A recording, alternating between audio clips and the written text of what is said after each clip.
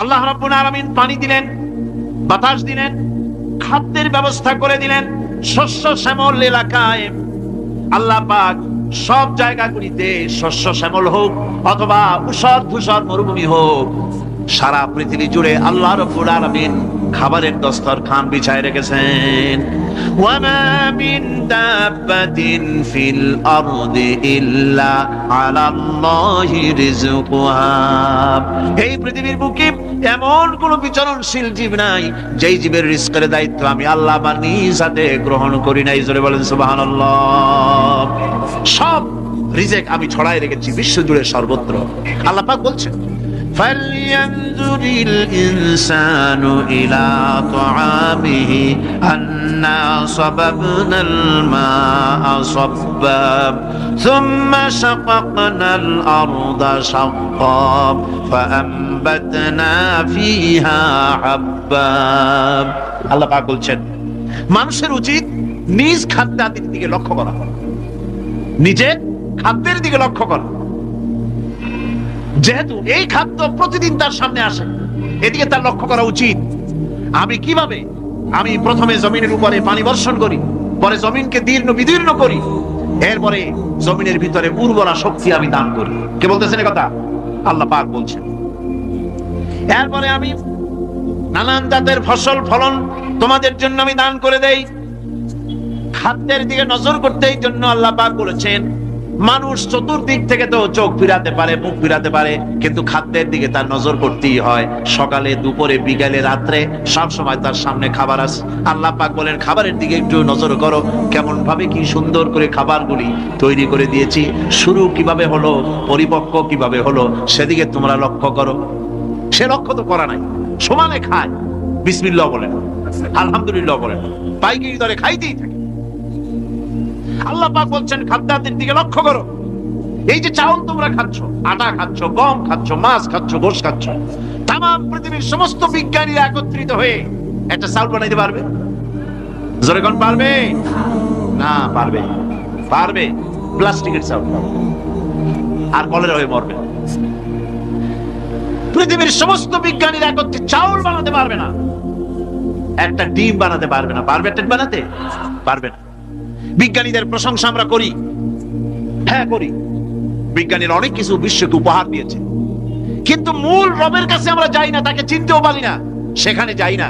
বিজ্ঞানীরা কি করেছে? আল্লাহর বানানো জিনিসগুলি তারা ডিজাইন করেছে। ডিজাইন করতে তো নিষেধ নাই, আর ডিজাইন করাই যায়, সৃষ্টি করতে পারে না। বিজ্ঞানীরা সৃষ্টি করে নাই, ডিজাইন করেছে। কিরকম?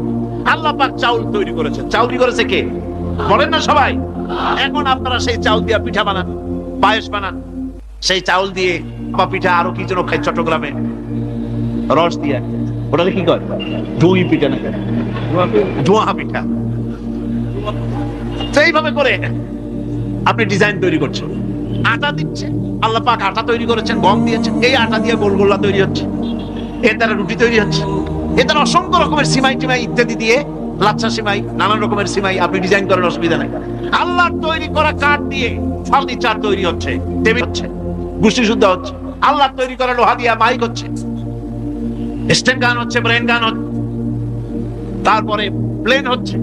তাহলে আমি বলতে চাইলাম, বুঝাতে চাইলাম, সমস্ত জিনিস এর স্রষ্টা কে? জোরে বলেন কে?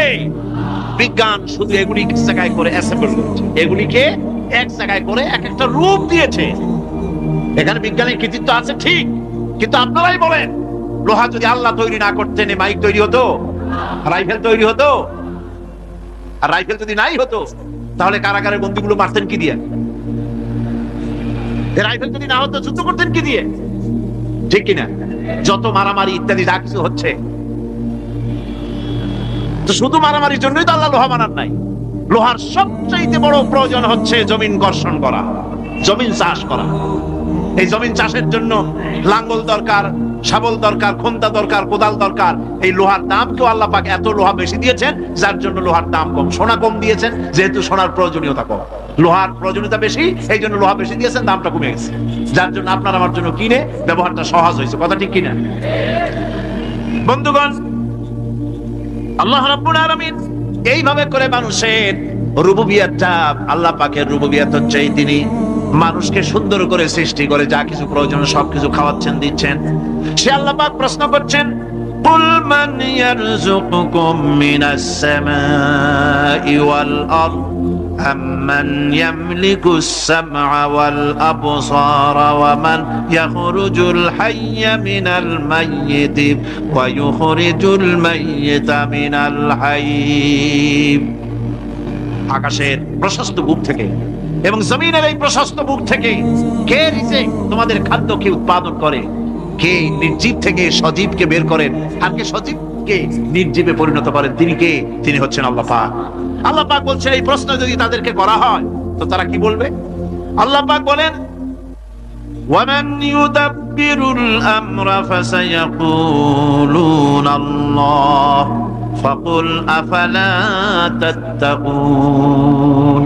হে নবী, এদেরকে প্রশ্ন করুন, এদেরকে যদি প্রশ্ন করা হয় এই পৃথিবীর সুন্দর পরিচালনা পদ্ধতি কে করেন, তাহলে তারা এক কথায় বলবে, নিজের থেকেই বলবে আল্লাহ। কে করছেন সবকিছু? আল্লাহ। আল্লাহ পাক বলেন, নবী তাহলে তাদেরকে বলেন, এ কথা জানার পর, এ কথা বোঝার পরেও কেন তারা ঔদাসীন্যতা দেখাচ্ছে, কেন তারা গাফিল হয়ে যাচ্ছে, কেন তারা আল্লাহ পাককে ভয় করে তার পথের অনুসারী হচ্ছে না?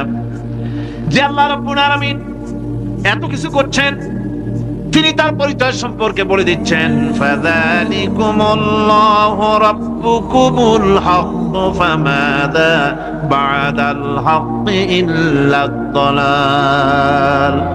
নিশ্চয়ই এসবের মূলে রয়েছেন তোমাদের রব, আমাদের আল্লাহ, আমাদের রব।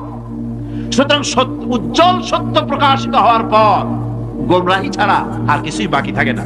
সুতরাং যারা সত্যের পথের অনুসরণ করতে চায়, রবকে চিনতে হবে, আল্লাহ পাককে জানতে হবে এবং তাকে অনুসরণ করতে হবে, তাকে রব হিসাবে চিনতে হবে।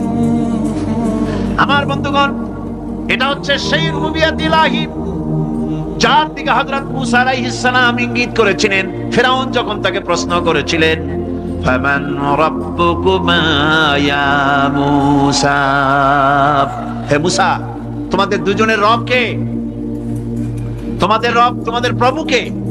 তিনি জবাব দিলেন, রব্বুনাল্লাযী আ'তা কুল্লা শাইইন খালকাহু সুম্মা হাদা।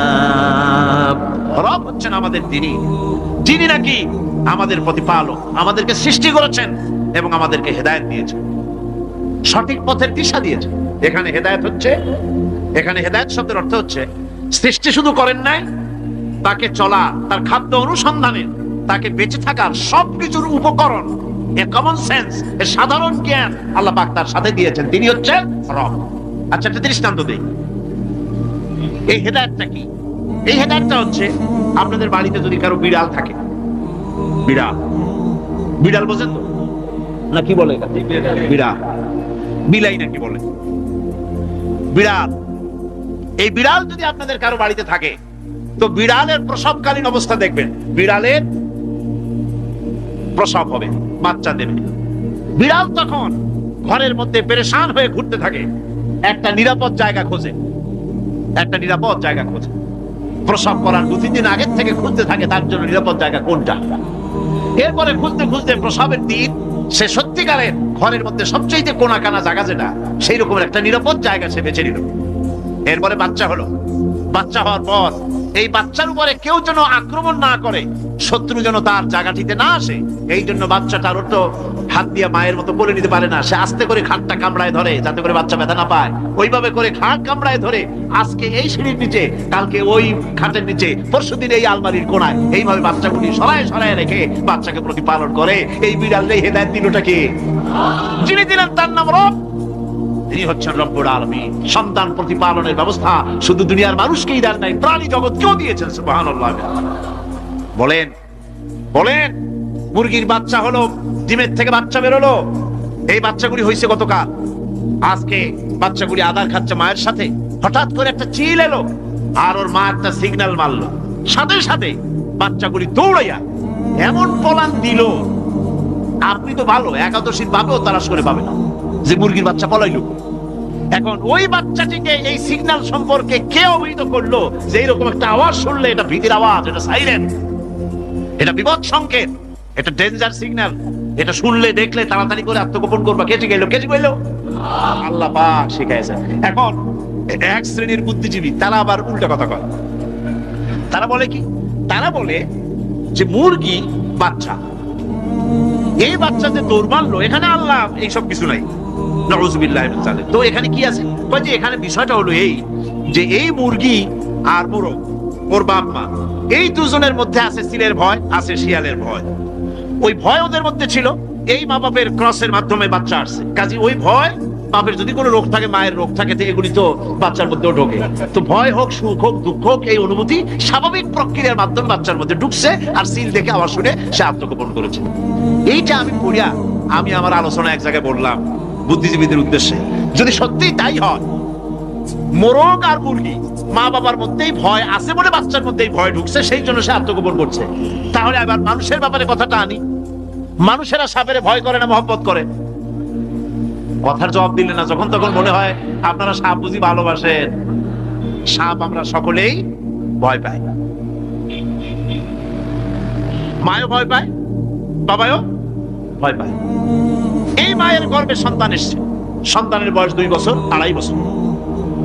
ঘরের মধ্যে কেউ ছিল না, ঘরের মধ্যে একটা সাপ আসছে, একটা সুন্দর সাপ, দেখতে সুন্দর, কিন্তু সে সাপে কামড়ালে মানুষ মরে যায়। ওই সাপটা মাথা উঁচু করে ফোনা ধরেছে। এই বাচ্চাটা কি সাপ দেখে দৌড় মারবে, না বাচ্চাটা ওই সাপটাকে ধরার জন্য সে এগিয়ে যাবে? কোনটা করবে? এগিয়ে যাবে। তাহলে মা বাপের ভয়, তাদের মা বাপের রক্তের মধ্যে, শিরার মধ্যে, সব জায়গায় সাপের ভয়, তার মাধ্যমে বাচ্চা এসে ওই বাচ্চার মধ্যে সাপের মহব্বত হইল কেন, ভয় হইল না কেন বাচ্চা অবস্থা? সুবহানাল্লাহ। আমার বন্ধুগণ, মুরগির বাচ্চাকে হেফাজত করার জন্য বুদ্ধিমান প্রাণী মানুষ তার কাছে নাই বলে আল্লাহ রাব্বুল আলামিন তারে বাচ্চা অবস্থা থেকে বোঝার তৌফিক দিয়েছেন কোনটা ভয়ের আওয়াজ, কোনটা হলো বিপদের আওয়াজ। মানব সন্তানের প্রতিপালন করার জন্য তার মার বাবা আছে বলে ওই রকম করে পশুদের মধ্যে আল্লাহ বানান নাই, তাকে হেফাজত করার জন্য মা বাপ আছে বলে এই দায়িত্ব আল্লাহ পাক মা বাপের উপরে ছেড়ে দিয়েছেন। মা বাপ তাকে হেফাজত করে। রুবুবিয়তের প্রতিপালন, হেদায়েতের এই প্রতিপালন আল্লাহ পাক মানুষকে এভাবে করে তাদেরকে হেদায়েত দিয়েছেন, তার পথের চলার দিশা দিয়েছেন। পিঁপড়ার খাদ্য সংগ্রহের ব্যাপারটা দেখেন। পিঁপড়ার আছে দারুণ ঘ্রাণ শক্তি। কোথায় খাবার? 5 তলায় আপনি মিষ্টি খাচ্ছেন, রসগোল্লা থুয়ে দেন, তারপরে দেখেন কোন জায়গায় দিয়ে পিঁপড়া এসে জন্মের খাওয়া খায়। ঠিক কিনা? দেখেন তার কত তীব্র ঘ্রাণ শক্তি, সেখানে চলে যাচ্ছে। তাকে হেদায়েত দেওয়া হয়েছে, তাকে ঘ্রাণ শক্তি দেওয়া হয়েছে। চিল, শকুন, ঈগল কোথায় থাকে? বুঝেন না? মহাশূন্যে 3 থেকে 3.5 মাইল উপরে শকুন, বাজ, ঈগল উঠতে থাকে। খাবে কি? ওখানে তো তার খাবার ছড়ানো নেই। আল্লাহ হচ্ছেন এমন রব, আমাদের স্রষ্টা হচ্ছেন এমন রব, যিনি ওই চিল, বাজ আর শকুন মহাশূন্যে যেগুলি উড়ে বেড়ায়, ওদেরকে আল্লাহ পাক এমন তীব্র দৃষ্টি শক্তি দান করেছেন, 3 মাইল উপর থেকেও ছাগল মুরগি মরা দেখলে ওখান থেকে সে ঝাঁপায় পড়ে তা খেতে পারবে। তাকে দেওয়া হচ্ছে দৃষ্টি শক্তি। এরকম করে যার যা প্রয়োজন, সমস্ত প্রয়োজনগুলি আল্লাহ মিটাচ্ছেন। এরই নাম হচ্ছে রুবুবিয়াতে ইলাহি। এটাই হচ্ছে আল্লাহ পাক রব, এটা তার অসংখ্য প্রমাণ। সেই জন্য আল্লাহ পাক বলেন আলহামদুলিল্লাহি রাব্বিল আলামিন। পড়েন সবাই, আলহামদুলিল্লাহি রাব্বিল আলামিন। সমস্ত প্রশংসা হচ্ছে আল্লাহ পাকের জন্য। কোন আল্লাহ? প্রথমে তো আল্লাহ বললাম, তারপর বললাম রব, এখন বলা হচ্ছে কোন রব? যিনি আলামিন, রব্বিল আলামিন, যিনি সমস্ত জাহানের রব। তাহলে বোঝা যাচ্ছে রব, জগৎ একটা না। জগৎ, কথা বুঝতেছেন আমার? জগৎ একটা নয়, অসংখ্য জগৎ আছে, বহুমাত্রিক জগতের কথা এখানে আল্লাহ পাক বলছেন। আমি এই জন্য বলি যে কোরআন হচ্ছে বিজ্ঞানের উৎস। কোরআন বিজ্ঞানের কি? বিজ্ঞানের আবিষ্কার যত বাড়বে, বিজ্ঞান চিরটা কাল কোরআনের কাছে ভিক্ষার হাত দিয়ে এতিমের মতো দাঁড়ায় থাকবে। আজ পৃথিবীর বিজ্ঞানীরা বলছেন জগৎ সম্পর্কে, আমরা মনে করছি পৃথিবীটাকে, আমাদের কাছে জগৎ 2টা। কয়টা জগৎ? একটা জগৎ হলো এইটা, ইহ জগৎ আর পর জগৎ, এছাড়া আর কিছু জানি না। এই 2টাই জগৎ আমাদের কাছে। এখন দেখেন বিজ্ঞানীরা কি বলছে। বিজ্ঞানীরা বলছেন সৌরজগতে শুধু আমাদের সৌরজগৎটাই শেষ না, অসংখ্য সৌরজগৎ আছে মহাশূন্যে, অসংখ্য সৌরজগৎ। পৃথিবীর প্রতি 4 বিলিয়ন মানুষ যদি এক একটা সৌরজগৎ দখল করে, তাতেও সৌরজগৎ শেষ হবে না। আরো সহস্র সহস্র বিলিয়ন বিলিয়ন সৌরজগৎ আরো ফাঁকা পড়ে থাকবে। এত সৌরজগৎ আল্লাহ সৃষ্টি করেছেন। এই মহাশূন্যে বহুমাত্রিক জগতের কথা আল্লাহ পাক এখানে বলেছেন। এই পৃথিবী একটা জগৎ, এই মাটির তলে আছে আর এক জগৎ, সমুদ্রের ভিতরে আছে পানির তলার আর এক জগৎ। আর মহাশূন্য যে কি তা আপনার মাথায় শূন্য হয়ে যাবে চিন্তা করতে করতে। এই জন্য বিজ্ঞানীরা, বড় বড় বিজ্ঞানী, এরা কিন্তু নাস্তিক হয় না। বর্তমান বিজ্ঞানীরা চিন্তা করে গবেষণা করে খেয়ে হারিয়ে ফেলছে মহাশূন্যকে দেখে।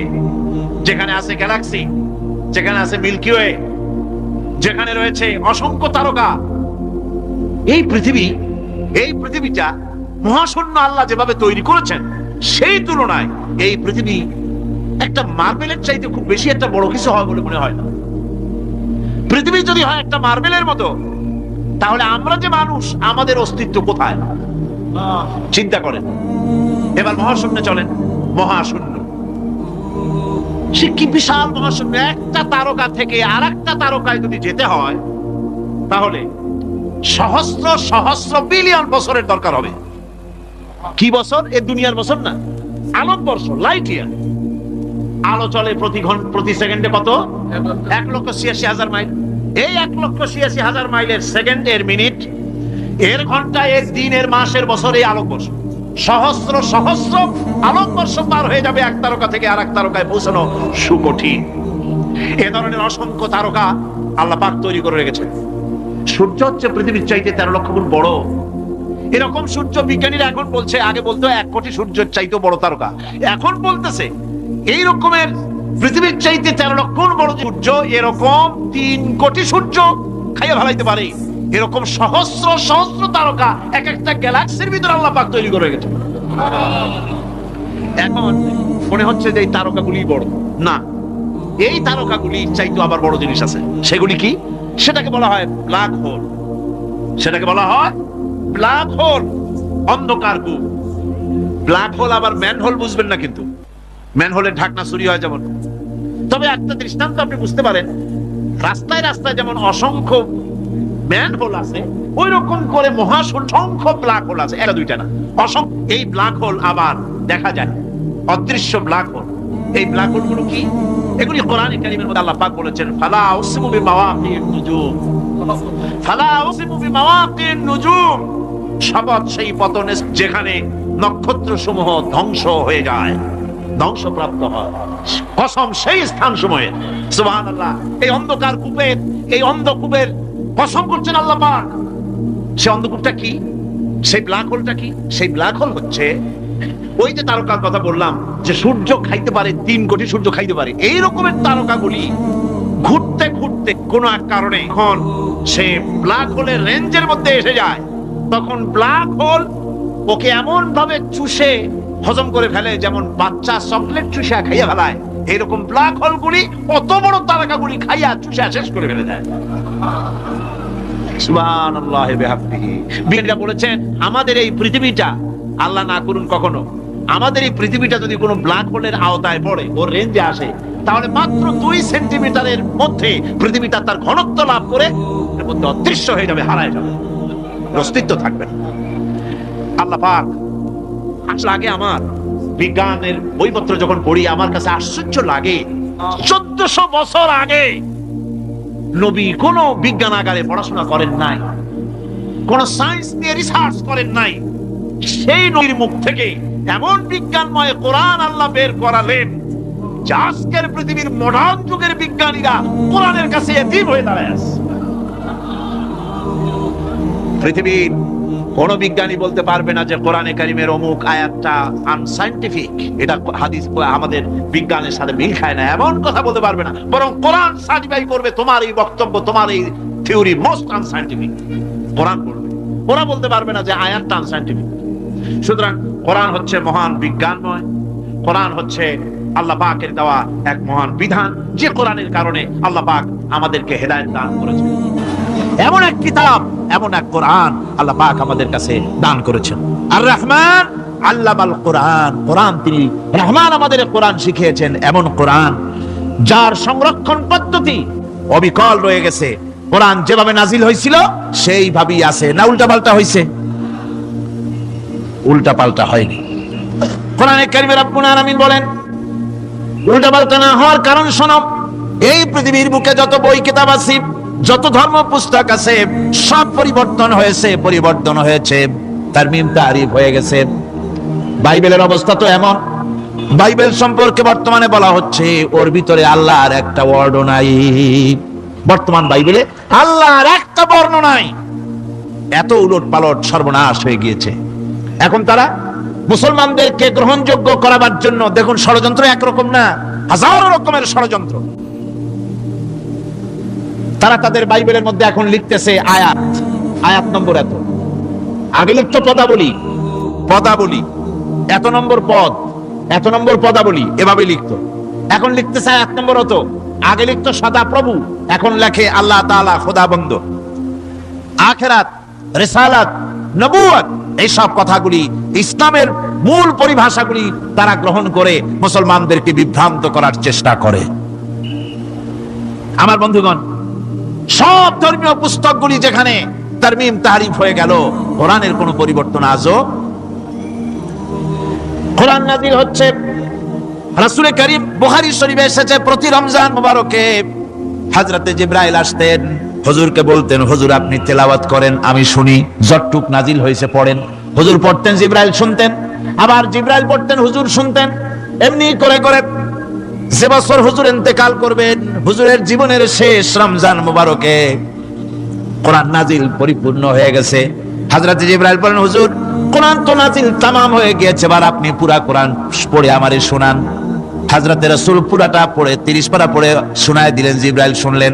এবার জিবরাইল বলেন, হুজুর আমি তেলাওয়াত করতেছি, আপনি শুনেন। হযরতে জিবরাইল 30 পারা পড়লেন, হুজুর শুনলেন। আবার হযরত জিবরাইল বলেন, হুজুর আবার আপনি পড়েন। হুজুর পড়লেন, জিবরাইল শুনলেন, আবার জিবরাইল পড়লেন, হুজুর শুনলেন। তার মানে হলো হুজুর যে বছর ইন্তেকাল করলেন, ওই বছরের রমজান মুবারকে হযরত জিবরাইল 2 বার পড়েছেন, হুজুর শুনেছেন, আর হুজুর 2 বার পড়েছেন, জিবরাইল শুনেছেন, যাতে করে একটা জের জবর, একটা আয়াত, একটা সেমিকোলন যেন বাদ না পড়ে যায়।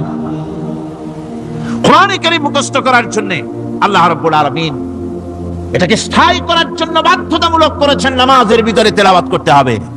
মানুষ নামাজের মধ্যে তেলাওয়াত করে সওয়াবের জন্য, সকালে পড়ে, বিকালে পড়ে, অর্থ সহকারে বুঝে পড়ে, রাত্রে পড়ে, দিনে পড়ে। পৃথিবীতে এমন একটা মুহূর্ত নাই যখন কোরআনে কারীম তেলাওয়াত হয় না। জোরে কোন সুবহানাল্লাহ। মানুষ এটাকে তেলাওয়াত করতেছে, মুখস্থ করতেছে। এই কোরআন শরীফের ভিতরে রয়েছে সব কিছু। এর মধ্যে রয়েছে ইতিহাস, এর মধ্যে আছে বিজ্ঞান, এর ভিতরে রয়েছে দর্শন, ভূতত্ত্ব, উদ্ভিদতত্ত্ব, নৃতত্ত্ব, খতত্ত্ব, জ্যোতির্বিজ্ঞান। এর ভিতরে রয়েছে মানুষের পারিবারিক নীতি, সামাজিক নীতি, চুক্তি নীতি, বন্ধু নীতি, যুদ্ধ নীতি, মানুষের যা প্রয়োজন সবকিছু এই কোরআনে কারীমের মধ্যে আল্লাহ পাক সন্নিবেশিত করে দিয়েছেন। জোরে কোন সুবহানাল্লাহি ওয়া বিহামদিহি। আমার ভাইয়েরা, কোরআন এর পরিচয়ের কথা বলতেছিলাম। আল্লাহ পাক কি কোরআন আমাদের শিখালেন, কোন কোরআন আমাদের শিখিয়েছেন, সেই কোরআনের পরিচিতি আপনাদের সামনে আমি তুলে ধরতেছি। আমি নিজে না, এবার কোরআন তার পরিচয় নিজেই দেবে। কেউ যদি কোরআনের কাছে জিজ্ঞাসা করে, কোরআন তুমি কোথা থেকে নাজিল হয়েছ, কে তোমাকে নাজিল করেছে, এই প্রশ্ন যদি কেউ কোরআনের কাছে করে, কোরআন নিজেই তার জবাব দিতে পারে কিনা? কোরআন নিজেই বলে, তানজিলাম মিম্মান খালাকাল আরদা ওয়াস সামাওয়াতিল উলা।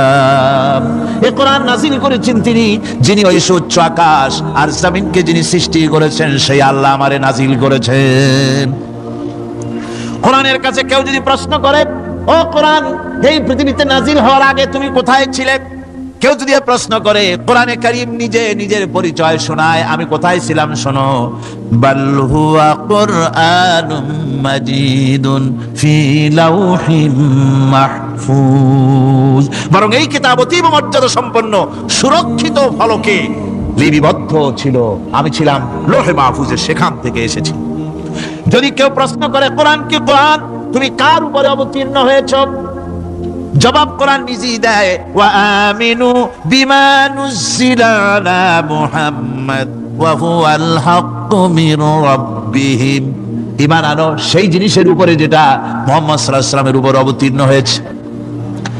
আবার অন্য আয়াতেও জবাব পাওয়া যায়, তাবারাকাল্লাযী নাযালাল ফুরকানা আলা আবদিহি লিয়াকুনা লিল আলামিনা নাযীরা।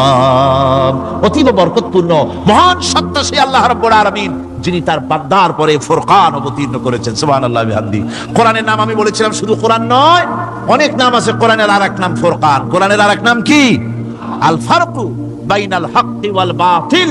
কোরআন হচ্ছে সেই মহাসত্য যা মিথ্যা এবং সত্যের মধ্যে পার্থক্য সূচিত করে, মঙ্গল এবং অমঙ্গলের মধ্যে পার্থক্য সৃষ্টি করে, যা সত্য এবং মিথ্যার মধ্যে তাফরিকা সৃষ্টি করে, সত্যকে মানুষকে বুঝিয়ে দেয়। তার নাম হচ্ছে ফুরকান। এবার যদি প্রশ্ন করা হয়, ও কোরআন, বুঝলাম তুমি লৌহে মাহফুজে ছিলে, বুঝলাম তুমি নবীজির উপরে নাজিল হয়েছো, এবার বলো তুমি কোন মাসে নাজিল হয়েছো? তুমি তো আসছিলা প্রথম কোন মাসে নাজিল হয়েছো? এই প্রশ্ন যদি কেউ করে, কোরআন তার জবাবে বলবে, শাহরু রমাদান আল্লাযী উনজিলা ফীহিল কুরআন। রমজানের পবিত্র মাসে আমি অবতীর্ণ হয়েছি। সুবহানাল্লাহ। যদি প্রশ্ন করা হয়, রমজানে তো আসছো, কিন্তু প্রথম নাজিল হয়েছিল কোন সময়? ওটা কি দিন ছিল না রাত ছিল? কোরআন তার জবাবে বলে, ইন্না আনজালনাহু ফি লাইলাতিল কদর। কদরের পবিত্র রাতে আমি এই পৃথিবীতে আমার আগমন ঘটেছিল। যদি প্রশ্ন করা হয়, বুঝলাম সবই, কেন নাজিল হয়েছে তুমি? এই পৃথিবীতে তোমার আসার উদ্দেশ্য কি? মূল কাজটা কি? এই প্রশ্ন যদি করা হয়, কোরআনে কারীম তার জবাবে বলে, শোনো কেন এসেছি। লিতুখরিজান নাসা মিনাজ যুলুমাতি ইলান নূর। আমার মিশন হচ্ছে গোটা বিশ্ব মানবতাকে পুঞ্জীভূত জমাট বাঁধা অন্ধকারের ভেতর থেকে টেনে বের করে আলোর সন্ধান দিতে, আলোর দিকে আনার জন্য আমি কোরআন নাজিল হয়েছি। গোটা পৃথিবীর মানুষ আছে অন্ধকারের ভিতরে। কিসের মধ্যে? অন্ধকার কি? অন্ধকার হচ্ছে পুঁজিবাদ, অন্ধকার সমাজতন্ত্র, অন্ধকার ধর্ম নিরপেক্ষতাবাদ, অন্ধকার জাতীয়তাবাদ। মানুষের তৈরি করা যত মতবাদ সব কি? জোরে কোন, সবগুলি কি?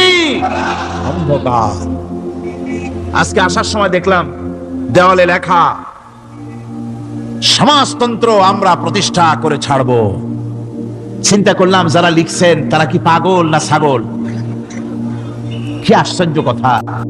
যেই মতবাদ পৃথিবীর মাটি থেকে যে করেছে, এই মতবাদ সেই দেশের লোকেরা তাদের দেশ থেকে বিদায় করে দিল, তাদের কোদাল হাতি বিদায় করে দিল, পটকা ছিন্ন ভিন্ন করে জুতার তলা শেষ করে দিল।